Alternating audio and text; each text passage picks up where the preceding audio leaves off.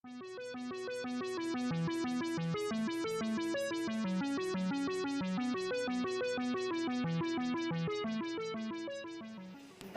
Friends, இது லக்ஷ்மி அம்மாஸ் கை மனம். நான் உங்கள் ஷர்மிலா. இன்னைக்கு நம்ம பண்ண போற டிஷ் சூப்பரான பெப்பர் காடை செமி கிரேவிங்க. அதுக்கு தேவையான பொருட்கள் என்னன்னு போய் பார்க்கலாமா?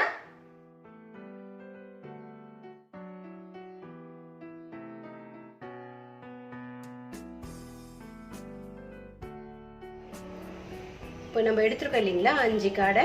அதுக்கு தேவையான பொருட்கள் ஓகேங்களா. வெங்காயம், பெரிய வெங்காயம் 4 கட் பண்ணியிருக்கேன், 2 பூண்டு ஒரு 3 எடுத்திருக்கேன்.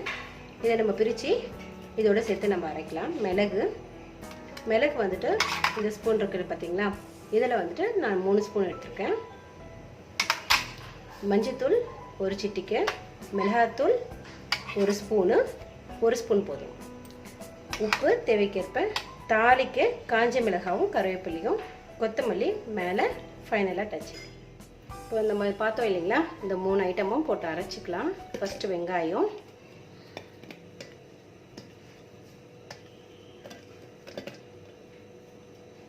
பூண்டு,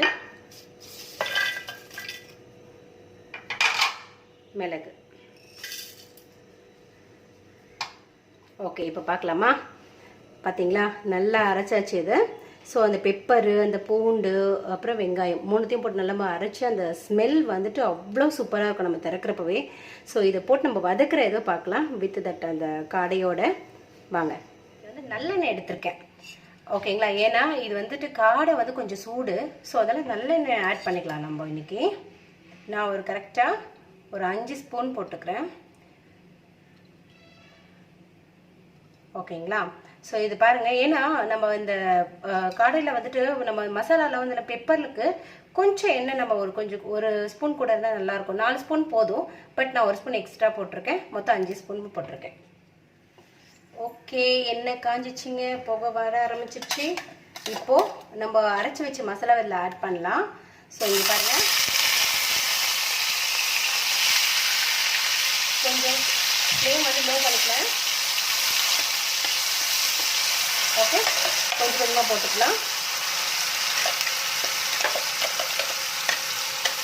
ஆக்சுவலி இப்போ நம்ம பண்ணுறது வந்து தாளிக்கிறது இல்லை, ஃபஸ்ட்டு மசாலாவை நல்லா வதக்கணும். வதக்கினதுக்கு அப்புறமா கடைசியாக தாளிச்சிக்கலாம் ஓகேங்களா. நான் சொன்னீங்க அந்த காஞ்ச மிளகாவும் கருவேப்பிலையும் போட்டு தாளிக்கலாம். இது வந்து நல்லா வதங்கணும். இப்போ வந்துட்டு ஆல்மோஸ்ட் எண்ணெய் நல்லா ஃபுல்லாக அதை வந்து எடுத்துக்கும். பாருங்கள், வெறும்னே உங்களுக்கு அந்த மசாலா மட்டும் தான் இருக்குது, எண்ணெய் நம்ம ஊற்றுனதுக்கு அடையாளமே இல்லை. ஸோ இதை நல்லா வதங்கிடுச்சு. இப்போ நம்ம வந்து இது கூட காடை ஆட் பண்ணிக்கலாம். ஓகே, காடை ஒவ்வொன்றா ஆட் பண்ணிக்கலாம். ஏன்னா காடை வந்து சில பேருக்கு வந்து கொஞ்சம் சாஃப்டாக வேகணும்னுவாங்க. அதனால் இந்த டைமில் இப்போ நம்ம ஆட் பண்ணோன்னா காடை வந்து நல்லா நமக்கு ஃபைனலாக முடிகிறப்போ ரொம்ப சாஃப்டாக கிடைக்கும்.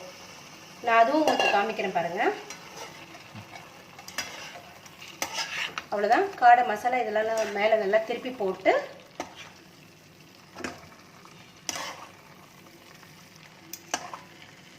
ஸ்டவ் வந்து கொஞ்சம் லோ ஃப்ளேமில் வச்சிடலாம். ஓகே, இப்போ வந்துட்டு காடை பார்த்தீங்க இல்லையா. ஸோ நம்ம ஃபஸ்ட்டு போட்டிருந்த அந்த பச்சை கலரோட இப்போ கொஞ்சம் நம்ம பாயில் அந்த மாதிரி இருக்குல்ல, இப்போ இது கூட வந்துட்டு நம்ம மிளகாத்தூள் மஞ்சத்தூள் ஆட் பண்ணிக்கலாம். நான் கொடுத்த மெஷர்மெண்ட்ஸ் தான். 1 சிட்டிக்கு மஞ்சத்தூள்,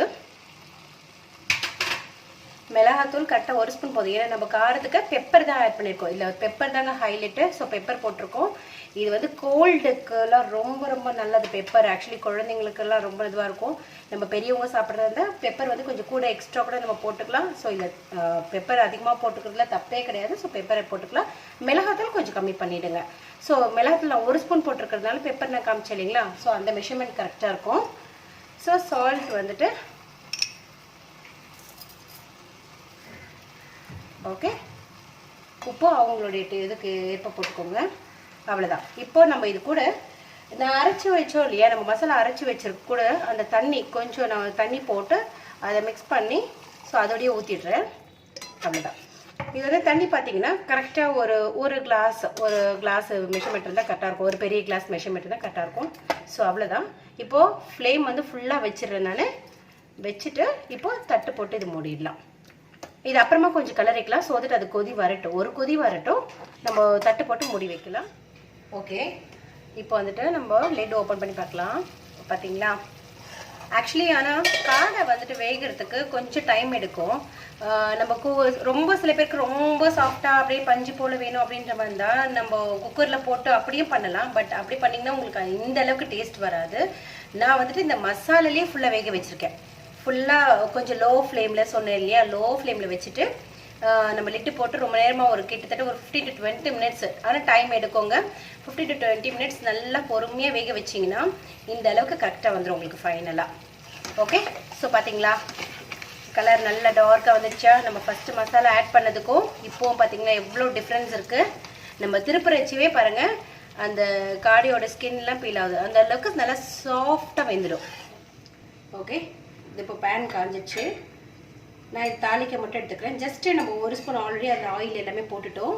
இது ஜஸ்ட் ஒரு ஸ்பூன் தாளிக்க மட்டும்.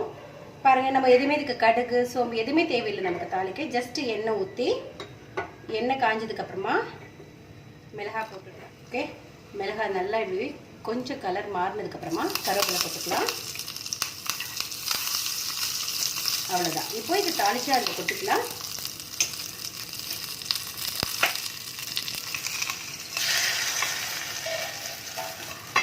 இப்போ நமக்கு காடை ரெடி. ஃபைனலாக நம்ம இதை கார்னிஷ் பண்ணிடலாம்.